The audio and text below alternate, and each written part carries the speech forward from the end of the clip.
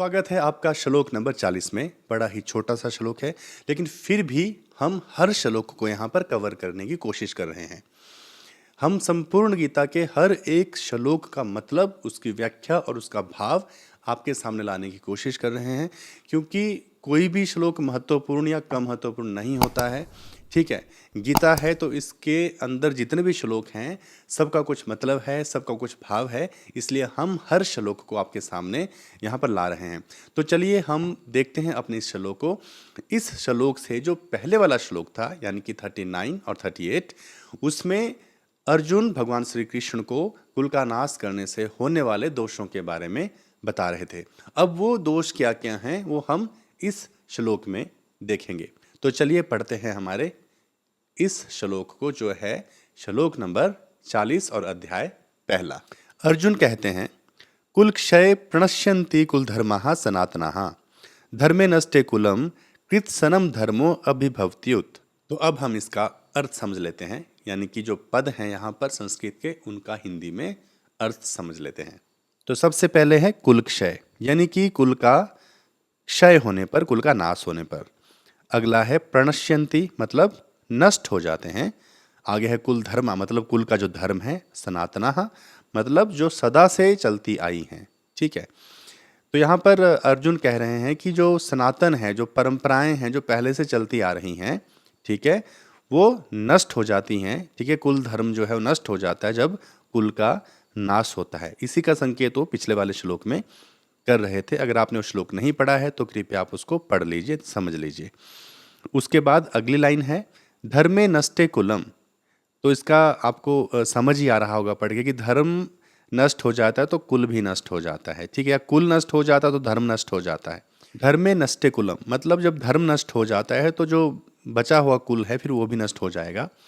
कृत सनम धर्मो अभिभवत्युत, इसका मतलब है कि संपूर्ण जो कुल है उस पे अधर्म विराजमान हो जाता है, या उसको अधर्म दबा लेता है। अर्जुन कह रहे हैं कि जब युद्ध होता है तो उसमें तो बहुत लोग मर जाते हैं। ठीक है, तो उससे क्या होता है कि कुल का नाश हो जाता है। नाश इसलिए हो जाता है कि कुछ परंपराएं हैं जो सदा से चल रही हैं। ठीक है, जैसे कोई पैदा होता है तो उसकी भी कुछ परंपराएं निभाई जाती है। किसी की शादी ब्याह होती है तो शास्त्र के अनुसार उसका भी एक विधि विधान होता है। जब किसी की मृत्यु हो जाती है तो वहाँ क्रियाकर्म भी एक विधि के अनुसार किया जाता है। तो जब युद्ध हो जाता है तो ये परंपराएं भी फिर समाप्त हो जाती हैं। अर्जुन का मतलब ये है कि जो इन परंपराओं को समझने वाले लोग हैं वो मर जाते हैं। ठीक है, और उसके बाद इनको फॉलो करने वाले जो लोग हैं वो भी नहीं बचते हैं। तो इससे फिर आगे जो बच गया कुल, उसका भी फिर धीरे धीरे नाश ही हो जाता है। धर्मे नष्टे कुलम कृत सनम धर्मो अभिभवत्युत। अर्जुन भगवान श्री कृष्ण को कह रहे हैं जब कुल का नाश हो जाता है तो धर्म का भी नाश हो जाता है। यानी कि जो मर्यादाएं थी, जो पहले से जो बुजुर्ग लोग थे वो उनको फॉलो कर रहे थे, उनका निर्वहन कर रहे थे, तो वो खत्म हो जाती हैं। फिर लोग धर्म का आचरण नहीं करते हैं, यानी कि जो कर्तव्य होता है उसको वो नहीं फॉलो करते हैं लोग आगे के। अर्जुन का कहना है कि जब कुल का नाश हो जाता है तो धर्म का नाश हो जाता है, और जो मर्यादा है उसके अनुरूप लोग काम नहीं करते। यानी कि जो करने लायक होता है उसको नहीं करते, और जो नहीं करने लायक होता है उसको करने लग जाते हैं। तो अर्जुन का ऐसा कहने का अभिप्राय क्या है? जब कुल ही समाप्त हो गया तो फिर बचा ही कौन जो धर्म का आचरण करेगा? तो यहाँ पर ऐसा हो सकता है कि अर्जुन ये कह रहे हैं कि जब युद्ध होता है तो उसमें बहुत सारे लोग, जैसे युद्ध करने वाले, शास्त्रों को जानने वाले लोग, ठीक है, या जानकार अनुभवी लोग जो हैं, जो बुजुर्ग लोग हैं, वो मर जाते हैं। अब वो मर गए तो कौन बच गया? पीछे स्त्रियां बच गई या बच्चे बच गए। अब उनको सिखाने वाला कोई नहीं रहेगा। ठीक है, अब जब कोई सिखाने वाला नहीं रहेगा तो फिर वो धर्मयुक्त आचरण नहीं करेंगे, और जो उनके मन में आएगा वही करेंगे, यानी कि मनमानी करेंगे। मतलब यह है कि जैसे कि जो परंपराएं होती हैं वो बुजुर्गों को पता होती है। ठीक है, इसलिए कहते हैं कि जो बुजुर्ग होते हैं घर में तो वो बताते हैं कि कैसे कैसे काम करना है। ठीक है, जैसे शादी ब्याह हुई तो बुजुर्गों को पता है कि कैसे किया जाता है, तो वो बता देते हैं आगे। और अगर वो बुजुर्ग ही नहीं रहते हैं तो फिर बताने वाला कोई भी नहीं रहता है। तो हालांकि अर्जुन यहाँ पर कह रहे हैं ऐसा कि युद्ध में ज्ञान देने वाले लोग चले जाएंगे तो आगे फिर अधर्म का आचरण हो जाएगा। लेकिन ये कौन अर्जुन बोल रहा है? ये वही लोग हैं जिन्होंने द्रौपदी को द्वैत क्रीड़ा भवन में नंगा करने के लिए छोड़ दिया था। इनकी चलती तो द्रौपदी का चीरहरण तो हो ही जाता। इनके भरोसे रहते तो इतिहास में तो एक बहुत बड़ा दाग ही लगता। पहले से भी इन्होंने दाग लगाया ही था, ठीक है। इनकी मर्यादाएं तो देखिए। अब अर्जुन कह रहा है कि अगर मर जाएंगे तो कौन सिखाएगा, लेकिन क्या सिखाएंगे ये चीजें? जब आप थे तो क्या सिखा रहे थे? आपने तो ये सिखाया कि एक औरत को खड़ा कर दो, ठीक है, उसको एक वस्तु समझो और जुए में हरा दो उसको, और उसके बाद उसके साथ कुछ भी हो जाए, कुछ भी कर दो, हमें कोई फर्क नहीं पड़ता, हम तो अपनी मुंडी नीचे रखेंगे। यही हुआ, शर्मसार कर देने वाली घटना हुई। इससे नीच काम नहीं हो सकता। तब द्वापर था, आज तो कलयुग चल रहा है, लेकिन आज भी कोई ऐसा नहीं करेगा कि अपनी पत्नी को जुए में हरा दिया है और अब देख रहे हैं उसकी इज्जत लुटते हुए। तो ये काम पांडवों ने किया, कौरवों ने किया, और बड़े बड़े जो जितने भी बुजुर्ग थे ना, जिनकी बात हो रही है यहाँ पे कि वो सिखाएंगे, वो सब वहीं बैठे थे।